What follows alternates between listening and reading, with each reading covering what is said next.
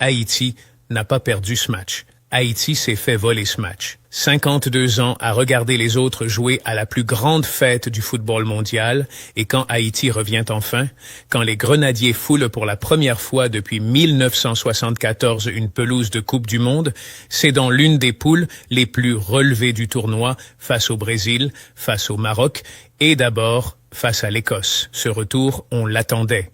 Ce retour, on l'espérait. Ce retour, on le méritait. Mais la nuit du 13 juin au Gillette Stadium de Foxborough, Massachusetts, quelque chose s'est passé sur ce terrain qui dépasse les simples statistiques d'un résultat 0-1. Quelque chose que les médias internationaux ont vu, que les observateurs neutres ont reconnu et que tout supporter haïtien a ressenti dans ses tripes. Haïti n'a pas perdu ce match. Haïti s'est fait voler ce match. Mes amis, bonjour et bienvenue sur la chaîne. Avant de commencer, je vous demande de vous abonner à la chaîne et de liker la vidéo. Plus la vidéo a des vues, plus ça arrivera loin et même aux oreilles des grandes instances du football, car nous devons dénoncer ce scandale. Posons les faits. Le seul but du match arrive à la 28e minute. John McGinn récupère le ballon au bord de la surface, décoche une frappe qui est déviée par Jean Rickner Bellegarde lui-même, et le cuir finit sa course dans le filet de Johnny Placide. Un but entaché par la déviation, un but qui appartient à la malchance autant qu'à l'efficacité écossaise. Mais ce but-là, on peut l'accepter. Ce qu'on ne peut pas accepter, c'est ce qui vient ensuite.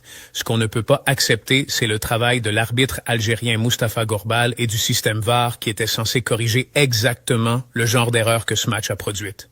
Mustapha Gorbal, 40 ans, international FIFA depuis 2014, présent à son deuxième mondial consécutif, après avoir officié en 2022 au Qatar. Un homme expérimenté, reconnu dans les grandes compétitions africaines, en Ligue 1 française.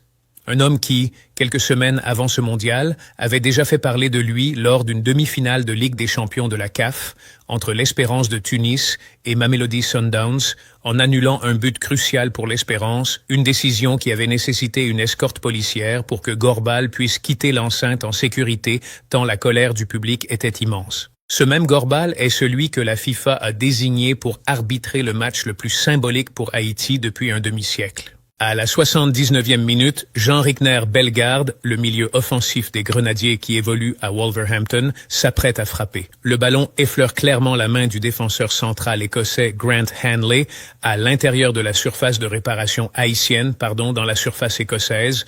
La main est en position anormale, la main est dans la trajectoire du ballon, dans n'importe quel autre match de ce mondial, avec cette application du règlement sur le handball intentionnel ou non qui a été martelé depuis des années. Le penalty est sifflé. Gorbal ne siffle pas. Et le VAR, dirigé par l'arabe saoudien Abdullah Dafer ce soir-là, ne rappelle pas Gorbal à la vidéo. Rien. Silence absolu du système qui devait éliminer l'injustice évidente. Ce n'est pas tout.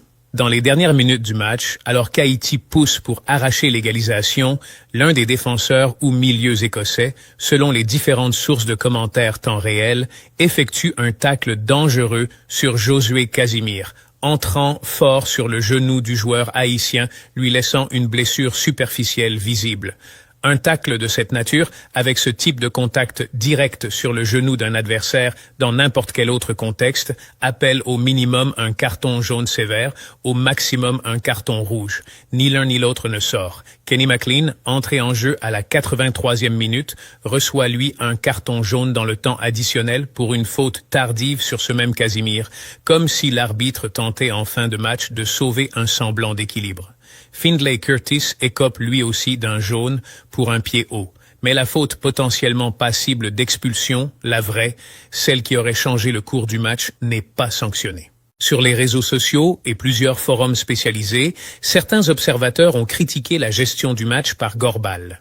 Sur les forums dédiés à l'analyse des décisions arbitrales, un commentateur résume « Gorbal a appliqué un seuil de faute trop bas en première période, sifflant des contacts anodins dans les deux sens, ce qui a tué le rythme et la fluidité du match. Mais quand les décisions vraiment importantes se sont présentées, quand les enjeux étaient maximum, l'Algérien a regardé ailleurs. C'est le pire des cas de figure pour un arbitre, sévère sur le petit et aveugle sur le grand. » Maintenant parlons de ce que montrent les statistiques du match parce qu'elles racontent une histoire qui mérite d'être racontée honnêtement.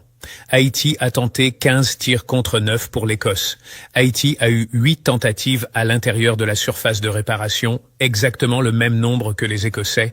La possession était de 47% pour Haïti contre 43% pour l'Écosse, les 10% restants étant répertoriés en duel. Haïti a subi 23 fautes non sifflées contre 21 pour l'Écosse. Les Grenadiers ont obtenu 4 corners, avec Wilson Isidore à la pointe qui s'est battu jusqu'à sa sortie à la 76e minute avec un Ruben Providence remuant sur le flanc droit qui a multiplié les tentatives dont un tir à la 85e avec Franz Di Piero qui a manqué de peu l'égalisation de la tête dans les arrêts de jeu. Haïti a été la meilleure équipe sur au moins une bonne partie de la seconde période. Ce match, Haïti ne le méritait pas de perdre. Et les médias internationaux, pas ceux qui feraient du catastrophisme haïtien pour alimenter une narrative victimaire, les médias qui ont regardé le football avec des yeux objectifs, l'ont dit clairement. Quand même, le site spécialisé britannique TNT Sport note en direct dans son commentaire live que le carton jaune de McLean sur Casimir aurait pu être un rouge, quand des observateurs neutres relèvent l'absence de décision sur le handball de Hanley, on est en droit de parler d'injustice arbitrale documentée, pas de simple frustration. Il faut aussi parler du contexte de ce résultat dans l'économie du groupe C, parce que ce 0-1 n'est pas qu'une défaite symbolique, c'est une équation mathématique qui complique singulièrement la suite du parcours haïtien.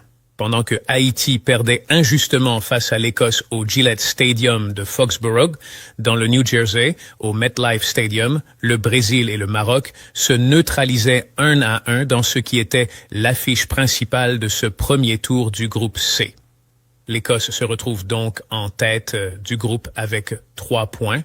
Le Brésil et le Maroc sont à 1 point chacun et Haïti est lanterne rouge avec 0 point.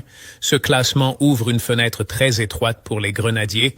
Les 2 matchs qui arrivent, Haïti contre le Brésil le 19 juin à Philadelphie et Haïti contre le Maroc le 24 juin à Atlanta au Mercedes-Benz Stadium, sont 2 rendez-vous qui s'annoncent comme de véritables murs. Et c'est là qu'il faut être lucide sans être défaitiste, ambitieux sans être naïf. Le Brésil d'abord. La sélection arrive sur ce match frustrée. Frustrée parce qu'elle n'a pas maîtrisé le Maroc, frustrée parce que Carlo Ancelotti a vu ses joueurs partir dans tous les sens en première période, angoissés par la pression d'un premier match de Coupe du Monde, incapables de poser leur jeu.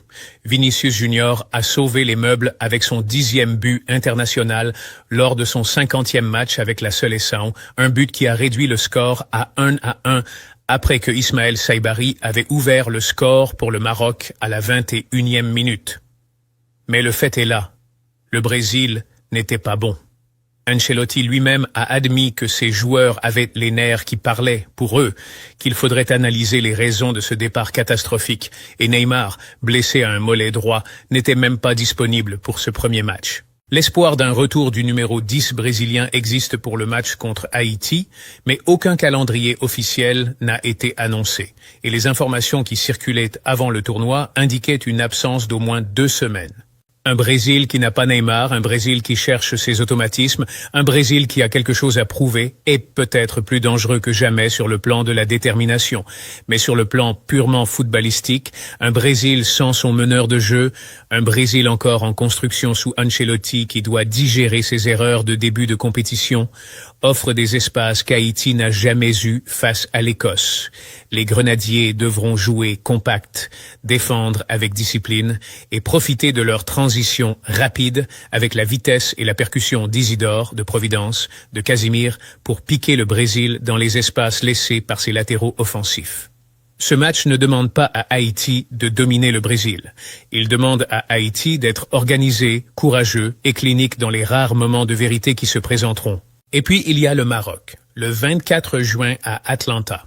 Les Lions de l'Atlas arrivent à la Coupe du Monde avec l'un des effectifs africains les plus complets depuis des années, sous la direction d'un nouveau sélectionneur, Mohamed Ouarbi, qui a pris la succession de Walid Regragui après que ce dernier a quitté son poste en mars 2026.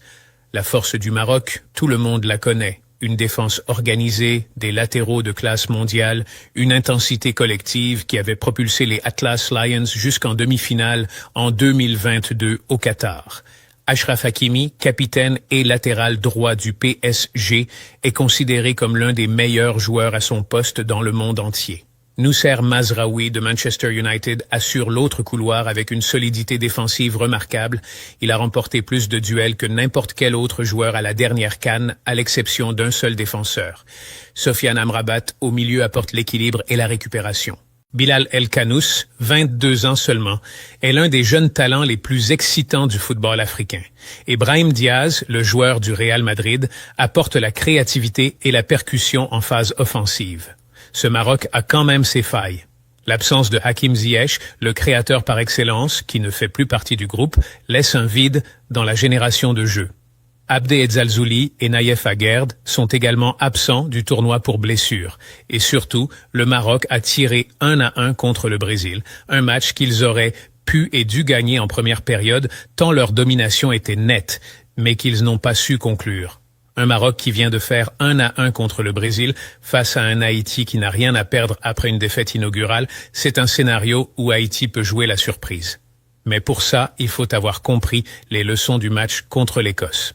Et la première leçon de ce match contre l'Écosse, c'est que Haïti est capable. Haïti a pressé, Haïti a créé, Haïti a mis le danger dans la surface adverse bien plus souvent qu'on ne l'attendait d'une équipe qui dispute sa première Coupe du Monde depuis 52 ans dans le groupe le plus difficile du tournoi. Sébastien Migné, le sélectionneur français qui n'a jamais pu se rendre dans son propre pays d'entraîneur, tellement la situation sécuritaire en Haïti est critique. Il a préparé une équipe. Il n'a pas préparé des victimes, il a préparé des combattants. Hans Delcroix en défense centrale a été solide. Martin Experience sur le côté gauche a répondu présent. Jean Rickner-Bellegarde, malgré son carton jaune, a tenté de porter le jeu haïtien vers l'avant. Ruben Providence a fatigué les défenseurs écossais par ses courses. Et Darley Jean-Jacques, dans l'entrejeu, a assuré la couverture nécessaire pour permettre au milieu offensif d'exister. Ce collectif-là mérite mieux que ce qu'il a reçu ce soir au Gillette Stadium. Et ce collectif-là sait maintenant, à travers ce baptême du feu, ce que représente réellement un match de Coupe du Monde. La pression, le rythme, les erreurs arbitrales, l'injustice aussi. Parce qu'il faut le dire sans ambiguïté, le football de Coupe du Monde n'est pas toujours juste. Les petites nations le savent mieux que quiconque.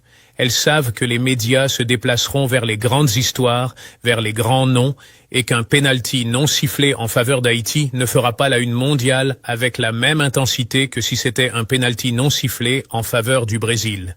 Elles savent que le VAR, censé être la garantie de l'équité, a aussi ses zones grises, ses hésitations, ses décisions qui penchent sans qu'on comprenne exactement pourquoi. Mais elles savent aussi que la meilleure réponse à l'injustice dans le sport, c'est de continuer à se battre, c'est de revenir sur le terrain, c'est de rendre la prochaine erreur arbitrale impossible parce que on a mis le ballon au fond des filets avant même qu'elle ne puisse se produire. Haïti a 52 ans d'attente à racheter. Pas seulement contre l'Écosse, contre le Brésil à Philadelphie, contre le Maroc à Atlanta. Le groupe C est ouvert d'une façon que personne n'avait vraiment anticipée avec ce nul Brésil-Maroc. Mathématiquement, si Haïti prend des points dans ces deux matchs suivants, le tableau peut changer. Si Haïti obtient un résultat contre un Brésil fragile et sans Neymar, si Haïti résiste au Maroc avec l'organisation défensive que Migné a su construire, les calculs du groupe C deviennent soudainement très intéressants. Mais pour que ces calculs aient du sens, il faut que Haïti entre sur chaque terrain avec la certitude qu'il peut faire mieux que ce que les statistiques attendaient. Et cette certitude, après la nuit du 13 juin à Boston, elle est là. Elle est là parce que les Grenadiers ont montré qu'ils ne venaient pas en touristes. Elle est là parce que 15 tirs tentés contre une équipe européenne en Coupe du Monde, ça ne s'improvise pas. Elle est là parce que face à l'injustice, les joueurs haïtiens n'ont pas baissé les bras, n'ont pas renoncé, ont continué jusqu'à la dernière seconde à chercher l'égalisation, jusqu'aux arrêts de jeu, jusqu'à ce que le sifflet final sonne et que la frustration prenne enfin le dessus. Haïti n'a pas perdu contre l'Écosse. Haïti s'est fait voler contre l'Écosse. Et cette différence-là, elle compte. Elle compte pour la suite. Elle compte pour la tête du groupe. Elle compte pour l'histoire de ce football haïtien qui revient enfin là où il mérite d'être.